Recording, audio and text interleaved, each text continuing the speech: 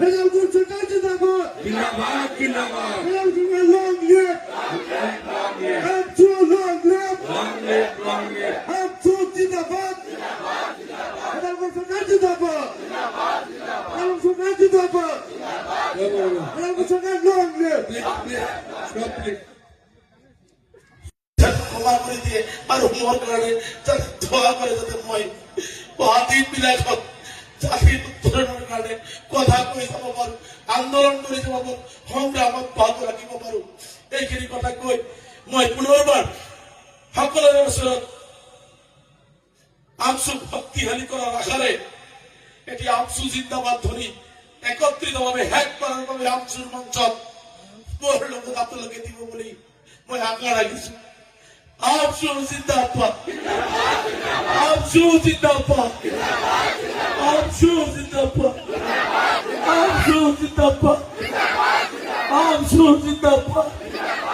Amsu Zindabad. Amsu Zindabad.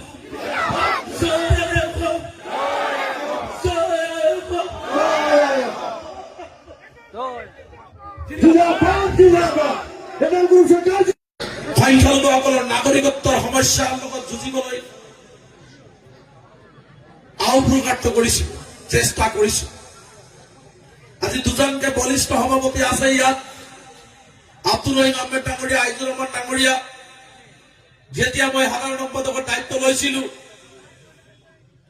তেতিয়া আমি দুজন আৰু আমাৰ লগত আছিল মনোহৰ চাৰিজন ব্যক্তি আছিলো আমাৰ প্ৰাক্তন সভাপতি মনোহৰ হোসেন এই চাৰিজন ব্যক্তিয়ে অসমৰ পৰা ইমূৰৰ পৰা সিমূৰলৈকে অসমৰ পৰা ইমূৰৰ পৰা সিমূৰলৈকে দৌৰিছিল সংখ্যালঘু জনগণৰ হৈ কাম কৰিবলৈ চেষ্টা কৰিছিল বহু ঘাত প্ৰতিঘাত গৈছে কেতিয়াবা খাব পাইছো কেতিয়াবা খাব পোৱা নাই কেতিয়াবা ৰাতি হোটেল আহি সোমাম হোটেল পোৱা নাই বাৰান্দাতে গোটেই নিশাটো কটাবলগীয়া হৈছে আৰু মই ভাবো যে প্ৰতিজন আমসুৰ কৰ্মকৰ্তা দায়িত্বত থকা কৰ্মকৰ্তাই সন্মুখত থকা প্ৰতিজন দায়িত্বত সন্মুখত থকা কৰ্মকৰ্তাই এনেকুৱা ধৰণে কষ্ট কৰে আমসু যোনে কৰে বাহিৰৰ পৰা চোৱা যায় যে সংগঠন কৰে কিন্তু সংগঠনৰ ভিতৰত সোমাই যদি সংগঠন কৰিব লগা হয় তেওঁলোকে অনুভৱ কৰিব সংগঠনটো কৰা কিমান কষ্টকৰ গতিকে সেই সংগ্ৰামখন ইমান সহজ সংগ্ৰাম নহয় এই সংগ্ৰামখন ইমান সহজ এইকাৰণে নহয় ইয়াত মানুহৰ অধিকাৰৰ বাবে যুঁজা হয় বিশেষকৈ সংখ্যালঘুসকলৰ ওপৰত নিৰ্যাতন যি চলিছে এই নিৰ্যাতন প্ৰতিৰোধ কৰিবৰ কাৰণে ইয়াত যুঁজা হয় চৰকাৰৰ বঞ্চনাৰ বিৰুদ্ধে যুঁজা হয় আজি আমি সেই যুঁজবিলাক চলাই থকাৰ মাজতে আমাৰ ওপৰত নাগৰিকত্বৰ নামত যি বোজা লাপি দিয়া হয় এনআৰচিৰ নামত ট্ৰিবিউনালৰ নামত এই এনআৰচিৰ নামত 2012 চনত আইজুৰ ৰহমান আব্দুল ৰহিম আহমেদৰ নেতৃত্বত আমাৰ আইনী উপদেষ্টা মুস্তাফ খাদ্দা মুস্তাফ তেখেতে আজি অহা নাই নাম নললে মই এইটো অকৃতজ্ঞ হম এই মানুহজন সাইলেন্টলি যি ধৰণে জমিয়ত উলেমা হিন্দৰ সৰ্বভাৰতীয় সভাপতি আশৰাফ মাদানী সাহেব মুস্তাক আনবৰ সাহেবৰ নেতৃত্বত আমসু আৰু জমিয়তে একত্ৰিতভাৱে সংখ্যালঘুসকলৰ বাবে যুঁজিলে এয়া যোনে যোনে ইয়াৰ ভিতৰত থাকে এডভকেটসকলে বুজি পাব এনআৰচিৰ কাম কৰাসকলে বুজি পাব ভিতৰত থাকে যিসকলে বুজি পাব তেওঁলোকে বুজি পাব যে এই এনআৰচিৰ যুঁজখন কিমান কঠিন আছিল আৰু মই বিশ্বাস আছিল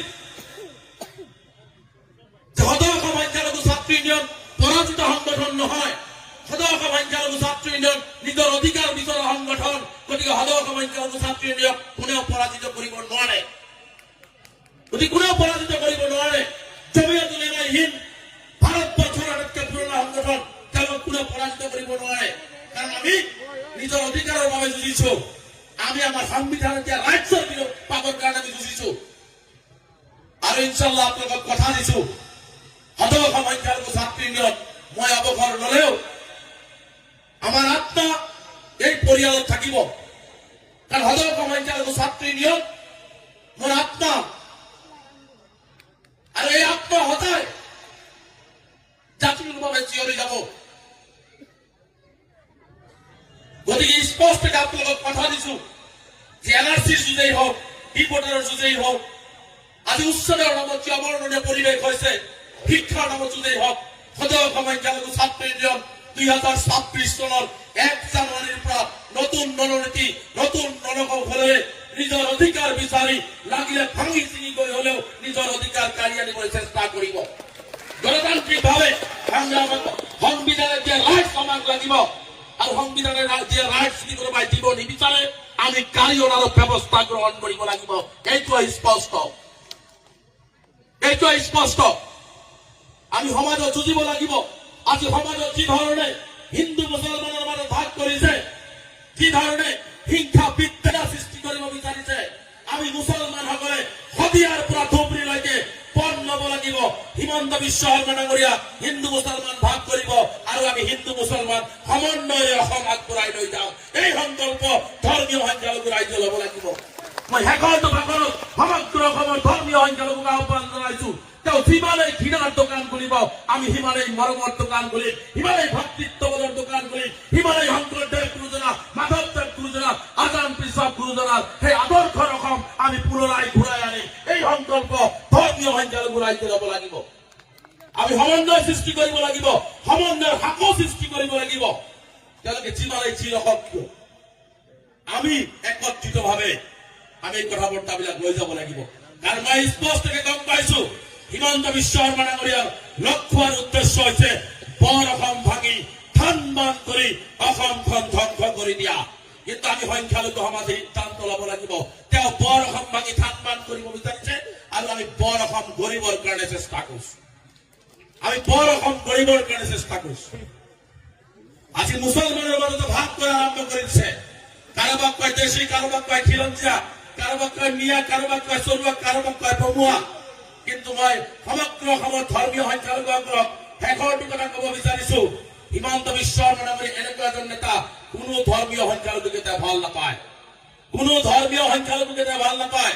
খিলঞ্জীয়াৰ চাৰ্টিফিকেট দিয়া আমাৰ যিসকল সংখ্যালঘু ভাই আছিল তেওঁলোকক দিছে কি? মুখত চাৰ্টিফিকেটৰ কথা কৈ আকৌ কয় বাঘ হাজিৰকে এটা কাল্পনিক চৰিত্ৰ, আজান পীৰ কাল্পনিক চৰিত্ৰ। মাননীয় হিমন্ত বিশ্ব শৰ্মা ডাঙৰীয়া বাঘ হাজৰিকা আছিল, আছে আৰু ভৱিষ্যতলৈকে থাকিব।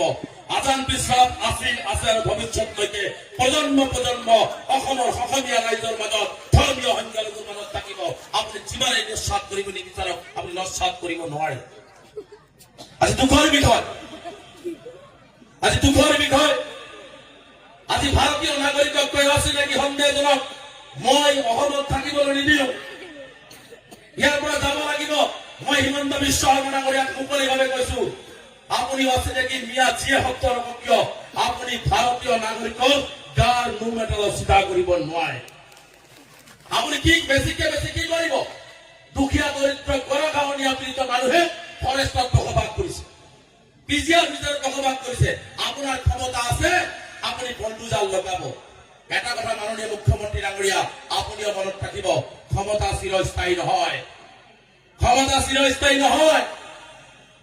আৰু আপুনি যি ধৰণে বৃদ্ধা মানুহৰ ওপৰত বলডুজাৰ চলাইছে, শিক্ষাৰ অধিকাৰ খাই লৈছে, মানুহৰ চকুৰ পানী মাটিত পেলাইছে, ইয়াৰ হিচাপ এটা হিচাপ অসমৰ ৰাইজেতো ৰাজনৈতিকভাৱে ল'ব।